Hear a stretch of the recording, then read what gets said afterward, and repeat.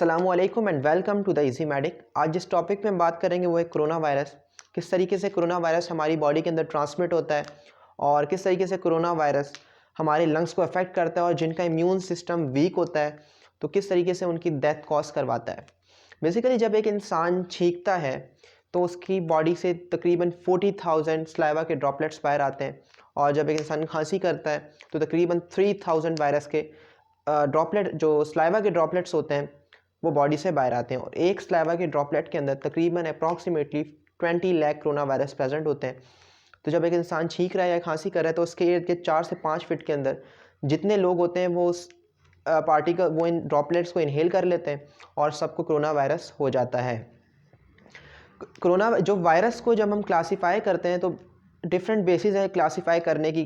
कुछ morphological basis होते हैं जिसमें हम वायरस को क्लासीफाई करते हैं, लेकिन जब जेनेटिक बेसिस के ऊपर हम वायरस को क्लासीफाई करते हैं जेनेटिक बेसिस के ऊपर, तो वायरस की दो टाइप्स होती हैं, एक डीएनए वायरस और एक RNA virus. DNA virus mostly double standard virus होते हैं और जो आरएनए वायरसेस होते हैं वो मोस्टली सिंगल स्टैंडर्ड वायरसेस होते हैं।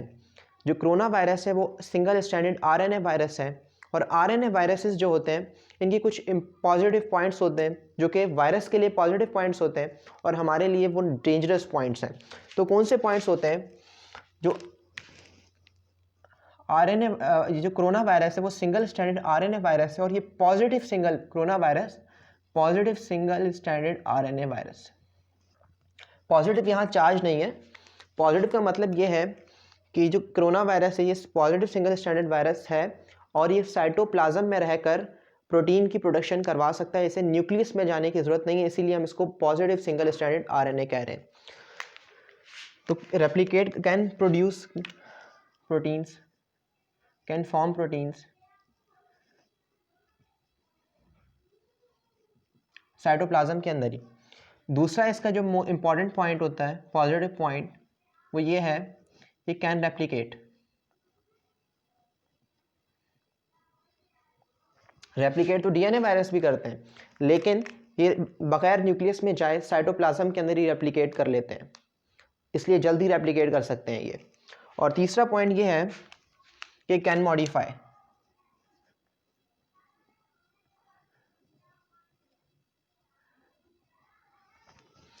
जो वायरस चाइना में आउटब्रेक हुआ था और अभी जो वायरस डिफरेंट कंट्रीज में पाया जा रहा है वो उससे काफ़ी डिफरेंट है, क्योंकि जो आरएनए वायरसेस होते हैं वो अपने आप को मॉडिफाई कर सकते हैं। इनके अंदर जो जेनेटिक मटेरियल होता है ये इसको मॉडिफाई करते हैं, इसको चेंज कर सकते हैं। और जो इनका आउटर एनवेलप होता है प्रोटीन का, इसके ऊपर डिफरेंट प्रोटीन्स होती हैं, ये इनको भी मॉडिफाई कर सकते हैं।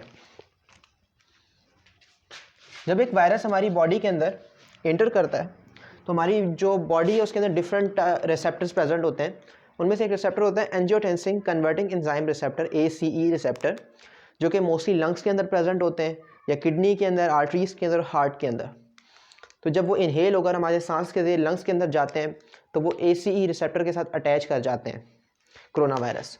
फॉर एग्जांपल हमारे पास ये सेल है लंग्स का एक, ये इसका ACE रिसेप्टर है, और कोरोना वायरस को हमने इनहेल किया। कोरोना वायरस आकर अटैच कर जाएगा ACE रिसेप्टर के ऊपर। नॉर्मली कोरोना वायरस हमें पहले इन्फेक्ट नहीं कर सकता था, लेकिन कोरोना वायरस ने अपने आप को कुछ इस तरीके से मॉडिफाई किया कि इसके बाहर जो स्पाइक प्रोटीन्स प्रेजेंट है ये रेड कलर की, ये अब इस तरीके से मॉडिफाई हो चुकी हैं कि जब ये ACE रिसेप्टर के साथ अटैच करती हैं तो ये इसको एक्टिवेट कर सकती हैं। नॉर्मली जो हमारे रिसेप्टर प्रेजेंट होते हैं वो सिर्फ हमारी अपनी स्पेसिफिक प्रोटीन्स होती हैं, उनके बगैर एक्टिवेट नहीं होते। ये रिसेप्टर एज अ लॉक काम करते हैं। जब तक वो प्रोटीन की है वो जब तक आगे इसके साथ अटैच नहीं करती तो फंक्शन परफॉर्म नहीं होता। लेकिन इस वक्त स्पाइक प्रोटीन्स मॉडिफाई हो चुकी हैं कोरोना वायरस की, और वो जब इसके साथ आगे अटैच करती हैं तो इसको एक्टिवेट कर देती हैं। तो जब एक्टिवेट हो जाता है तो हमारा जो सेल है वो सेंस कर लेता है कि वायरस अटैच कर गया है रिसेप्टर के ऊपर। तो हमारा सेल एंडोसाइटोसिस करवा देता है इस पूरे कॉम्प्लेक्स की। ये सारा कॉम्प्लेक्स जो है एंडोसाइटोसिस के जरिए सेल के अंदर मूव कर जाता है।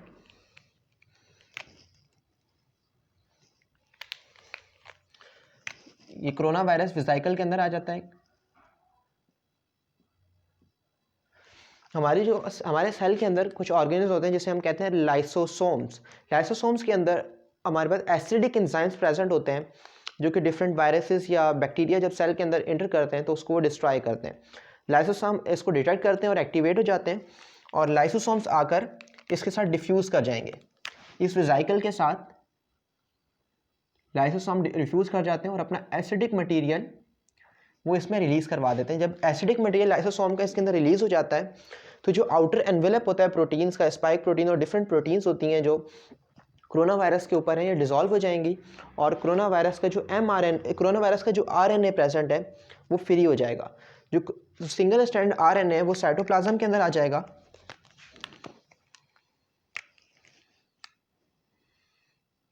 और साइटोप्लाज्म में आकर ये अपनी प्रोटीन की प्रोडक्शन करवाएगा, ये अटैच कर जाएगा राइबोसोम्स के साथ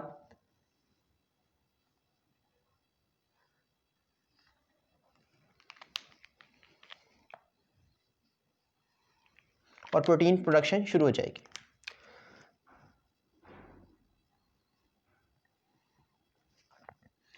दूसरा काम कोरोना वायरस क्या करता है, बेसिकली ये सेल को हाईजैक कर रहा है, सेल के मटेरियल्स को ये अपने फ़ायदे के लिए यूज़ कर रहा है कोरोना वायरस। दूसरा काम कोरोना वायरस क्या करेगा कि अपनी रेप्लिकेशन स्टार्ट कर देगा, अपनी जो आरएनए है उसकी कॉपीज बनाना शुरू कर देगा। वो किस तरीके से करेगा, ये एक एंजाइम का यूज़ करता है जिसे हम कहते हैं RNA dependent RNA polymerase, RNA dependent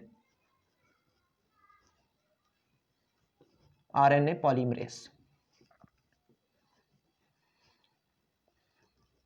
ये इसको यूज़ करके अपनी डिफरेंट कॉपीज़ बनाना शुरू कर देगा। जब ये कॉपीज़ बन जाएंगी और प्रोटीन की प्रोडक्शन हो चुकी है पहले ही, तो ये जो प्रोटीन है ये आकर इसको सराउंड कर लेंगी इन आरएनए को और एक नया कोरोना वायरस बन जाएगा।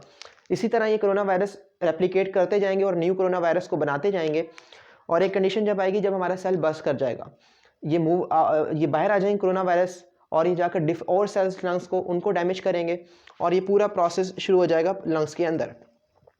जब हमारे सेल्स डैमेज होना शुरू हो जाते हैं लंग्स के, वो डिफरेंट केमिकल्स रिलीज़ करते हैं जो कि जाके एंडोथेलियल सेल्स होते हैं हमारी कैपिलरीज के, उनकी लीकेज करवाते हैं और हमारा इम्यून सिस्टम भी इस वक्त एक्टिवेट हो जाता है जब हमारे सेल्स की डिस्ट्रक्शन शुरू हो जाती है।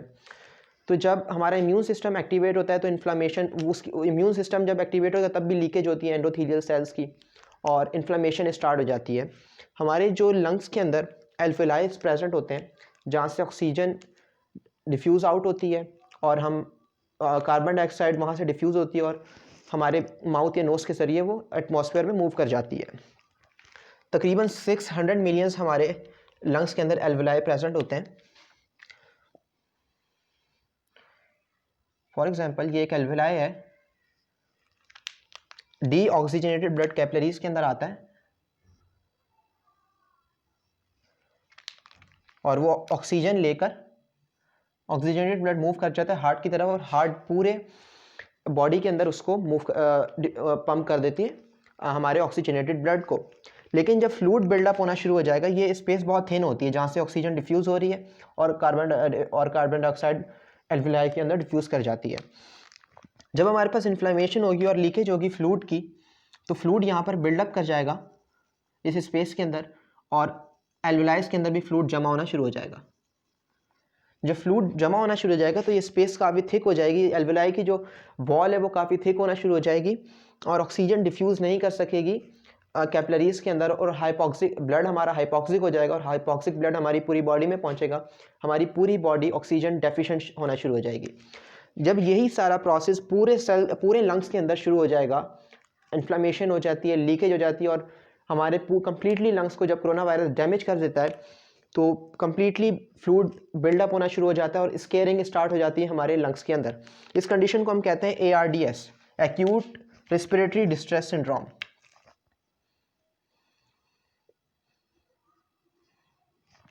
बेसिकली कोरोना वायरस में जो डेथ की असल वजह है वो एक्यूट रेस्पिरेटरी डिस्ट्रेस सिंड्रोम है। जब इंडिविजुअल के इतने लंग्स डैमेज हो जाते हैं तो वो बहुत सीवियर पेशेंट हो जाता है, उसको वेंटिलेटर पे मूव कर दिया जाता है और आर्टिफिशियल ऑक्सीजन दी जाती है। लेकिन अगर उसका इम्यून सिस्टम इतना कमज़ोर हो जाता है, वो इस सब जो कंडीशन हो चुकी है इस वक्त, इसको अगर वो रिपेयर नहीं कर पाता तो इंडिविजुअल की डेथ हो जाती है। अगर वीडियो पसंद आई है तो वीडियो को ज़रूर लाइक करें और चैनल को सब्सक्राइब करें। Thank you.